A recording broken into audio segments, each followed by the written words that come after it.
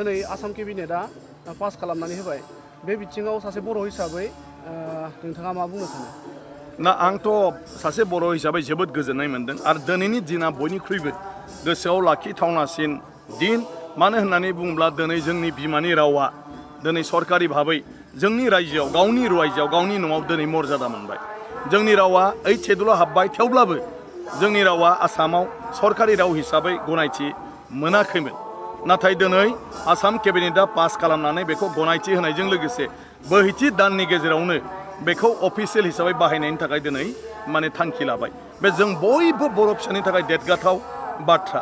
जोंनि बर' रावा जाहैबाय बुहुमनिनो जि गोजाम रावफोर दं बे गोजाम रावफोरनि गेजेराव बर' रावा मोनसे आरो बे बर' रावा ओरैबायदि गिदिर राव जे बुहुमनि जेसेबां राव दं बे रावनि गेजेराव बयनिख्रुइबो सोदोब थानाय सोब माने बाथ्राखौनो माने सोबखौनो फोरमायनो हानाय सोदोब थानाय रावानो जादों बर' राव। बुहुमनि गेजेरावनो देरसिन राव होननानै जोङो बुंजायो आरो बे रावखौ दिनै मुलुगनि मानसिया मोनथियामोन।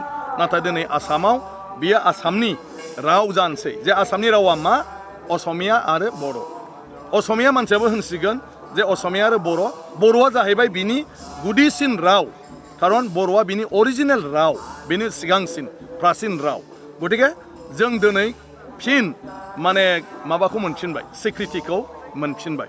नैथि बाथ्राया जाहैबाय दिनैनि जिथु केबिनेट बेवहाय बिटिसिनि बायहेरायाव थानाय बड'लेण्डनि बायहेरायाव थानाय बर'फोरखौ लानानै बर'फोरनि ओनसोलखौ लानानै बर' कसारि अट'नमास काउन्सिल दानायनि दाख्लै जाय थाबथादोंमोन एसेम्ब्लियाव माखासे जोंनि गेजेराव बेले बेजे जालायनो थाखाय बेखौ फिन सरकारा खालामना होनो थाखाय दिनै केबिनेटआव पास खालामबाय आरो थाबैनो अर्डिनेन्स होनायनि दिनै थांखि लाबाय।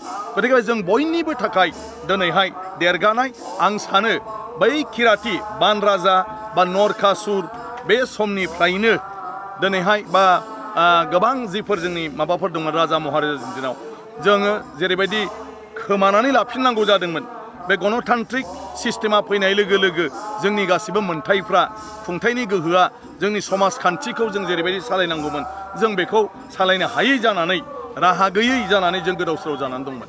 नाथाय दिनै फिन जोङो बे आसामाव बड'लेण्डबो मोनखांनायनि उनाव बर' कसारि अट'नमास काउन्सिलनि मुङैबो मोनसे रायजो मोनबाय। आं होनदों बे रायजोआ सेटेलाइट नालाय हाथरखि रायजो हाथरखिया जेरै बेयाव थरसे बेयाव थरसे बे थरसे ओंखायनो बिटिसिनि बायहेरायाव थानाय बर' कसारि वेलफेयार अट'नमास काउन्सिला जाहैबाय जोंनि थाखाय हाथरखि रायजो जेरै माने बबेबा डिस्ट्रिक्टआव बबेबा खनायाव बबेबा गेजेराव गैया बेयाव दं बेयाव गैया बेबायदि जों मोनसे हाथरखि रायजो बायदिब्लाबो जों बेखौ मोनसे रायजो हिसाबै मोनबाय जेराव जों गाबथानो थाखाय जों गोहो गावखौनो खुंनानै लानो थाखाय जों गोहो बेवहाय थानानै जोंनि राव हारिमु थुनलाइजों लोगोसे रांखान्थियारि सोलोंथाइ बायदिसिना बिथिङाव जों दिनै खामानि मावनो हासिगोन। बे जोंनि थाखाय देरगानायनि बाथ्रा आरो जोंनि गासै फोलेरानो दा कमप्लिटलि जोंनि गोमानाय रायजोखौ जों मोनफिननाय होनजायो। जोंनि डिमासा बिदा फंबायफ्रा दिनै डिमा हासाव दंसै। जोंनि सनवाल कसारि बिदा फंबायफ्रा सनवाल कसारि अट'नमास काउन्सिल दं। जोंनि देउरि बिदा फंबायफ्रा देउरि अट'नमास काउन्सिल दं। जोंनि थेङाल बिदा फंबायफ्रा थेङाल कसारि अट'नमास काउन्सिल दं। जोंनि लालुं एबा टिवा बिदा फंबायफ्रा टिवा अट'नमास काउन्सिल जोंनि राभा बिदा फंबायफ्रा राभा अट'नमास काउन्सिल आरो दिनै जोबथारनायाव बर' कसारि अट'नमास काउन्सिल जों मोनबावबाय। जि बर' कसारियाव गोबाङानो बुंदों बर' आरो मानो कसारि लाबावखो नङा बर'जों लोगोसे आलाय सिलाय जानानै थानाय बर' फोलेरनि माखासे मानसिफोरखौबो बे बर' कसारियाव सोफानाय जागोन आरो इयुनावबो जायगा होबाय थानाय जागोन।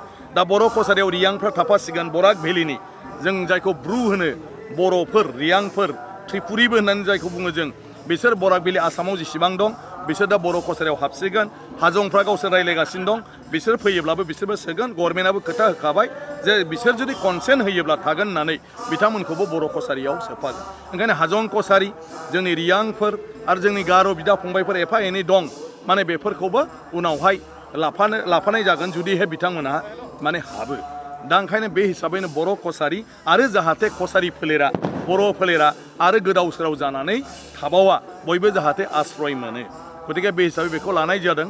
ओंखायनो जों मोनफ्रोमबो बर' फोलेर बा किराति फोलेर बा कसारि फोलेरनि जि समाजफोर दं जि हारिसा माने जोंहा हारिफोर दं बे हारिफ्रा दिनै गावबा गाव खुंथाय गोहो मोनफिननाया जों बर' हारि बा कसारि हारि बा किरातिफोरनि थाखाय बिराद गिदिर बाथ्रा। गतिके बेनिख्रुइ देरसिन आं सानो आरो जोंहा गोजोननायनि बाथ्रा गैया। ओंखायनो जों दिनै बेवहाय आर'जबो गाबदों आफा बोराइ बाथौनाव जाहाथे मोननायल' नङा मोजाङै मोजां जों दा रायजोखौ सालायलांफिननो हायो बर'फोरनि गेजेराव जिबायदि मोनसे गावस्रा गावस्रि जाहाथे जों दा जेंनाया जोब्बाय नालाय खौसे जालायनानै हारिनि बेफोर राव हारिमुखौ लानानै जों खामानि मावलांनो हायो जों बिनि थाखाय दिनै बे हाबाफारिखौ लादों आरो दान्दिसे उनाव दिनै देरहासारनायनि थाखाय जोङो एसे बेवहाय माखासे हाबाफारि दंबावो बेखौ नुगोन गतिके दिनैनि दिनाव आं बर' हिसाबै जोबोद गोजोनदों आं सानो साफ्रोम बर'आनो दिनै गोसो सिङाव गोजोननाय मोनदों।